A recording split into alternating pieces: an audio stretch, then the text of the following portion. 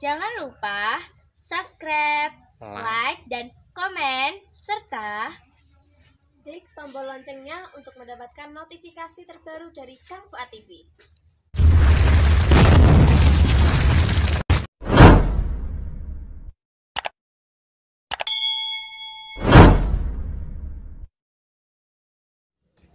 Assalamualaikum warahmatullahi wabarakatuh. Selamat malam para sahabat peternak petani di seluruh Indonesia serta para sahabat Kang Fuad di seluruh Nusantara. Berjumpa kembali dengan Kang Fuad TV. Pada kesempatan kali ini Kang Fuad pertama berdoa semoga kita semua tetap dalam lindungan Allah Subhanahu wa Ta'ala. Amin amin ya Rabbal alamin. Yang kedua kalinya saya ucapkan terima kasih kepada para sahabat peternak petani di seluruh Indonesia yang sudah subscribe, like, dan komen. Untuk para sahabat yang belum subscribe, bila dirasa video Kang Fuad ini bermanfaat, monggo silahkan subscribe, like, dan komen, dan ikuti terus video-video Kang Fuad berikutnya. Selamat menyaksikan.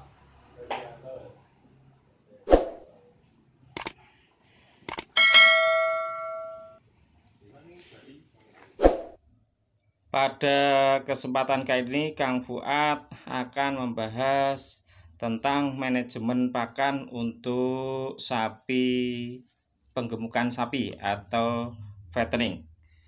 Pakan merupakan salah satu aspek penting dalam pemeliharaan sapi potong, karena pakan yang baik dan bermutu tinggi akan sangat cepat menggemukkan sapi potong tersebut. Namun, kadang pakan juga menjadi salah satu masalah karena ada sebagian sapi yang tidak cocok dengan beberapa jenis pakan yang diberikan. Oleh karena itu, peternak harus paham bagaimana manajemen pakan yang baik untuk sapi terutama dalam masa penggemukan. Adapun syarat-syarat pakan yang baik itu ada beberapa. Yang pertama, pakan tersebut harus mampu memenuhi kebutuhan zat-zat nutrisi yang dibutuhkan oleh tubuh sapi. Di antaranya yaitu karbohidrat, kemudian protein, lemak, vitamin, dan mineral. Yang kedua, pakan tersebut disukai ternak atau bahasa latinnya palatabilitasnya tinggi. Jadi kalau pakan itu terpenuhi unsur dalam tubuhnya cukup seperti karbohidrat, protein, lemak, dan vitamin, namun pakan tersebut tidak disukai sapi, itu juga tidak akan berpengaruh atau artinya percuma. Jadi kita harus memilih pakan satu mengandung karbohidrat, protein, lemak, vitamin, dan mineral. Dan yang kedua harus disukai oleh ternak itu.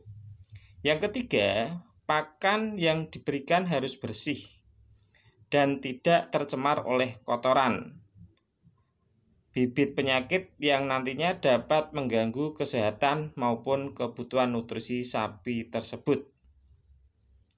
Hindari mengambil atau memanen rumput di pagi hari sebelum matahari terbit, karena biasanya rumput yang diambil pada pagi hari itu banyak sekali mengandung embun yang rentan terdapat telur cacing.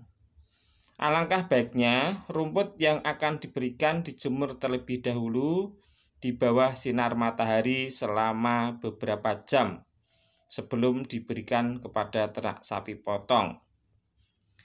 Syarat yang keempat yaitu pakan yang diberikan tidak boleh dalam keadaan rusak, busuk, atau bercendawan atau mengandung jamur. Yang kelima yaitu hindari pemberian pakan berembun, tadi sudah saya bahas di atas, ataupun basah yang dapat memicu terjadinya kembung perut atau bahasa peternakan yaitu blot pada sapi. Kemudian selanjutnya Kang Fuad akan membahas tentang jenis pakan sapi potong.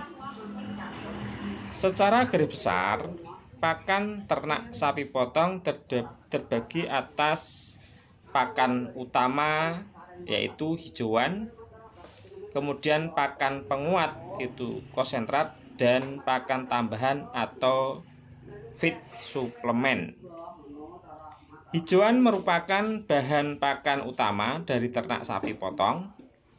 Jenis hijauan yang dapat diberikan diantaranya yaitu rumput lokal, kemudian bisa limbah pertanian, bisa rumput banyak sekali, mulai rumput gajahan, pakcong, rumput odot, bisa juga diberikan limbah agroindustri.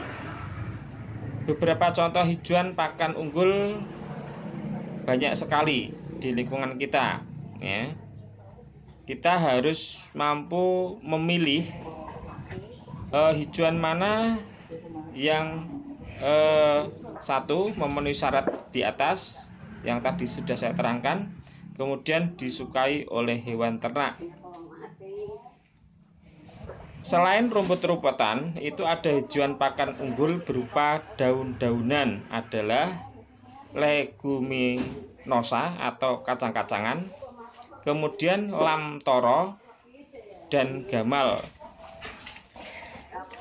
Sementara untuk hasil sampingan tanaman pertanian atau limbah pertanian yang bisa dimanfaatkan sebagai pakan ternak sapi adalah jerami padi, kemudian jerami kacang tanah, kemudian kacang kedelai, pucuk jagung muda, pucuk pohon tebu, dan lain-lain.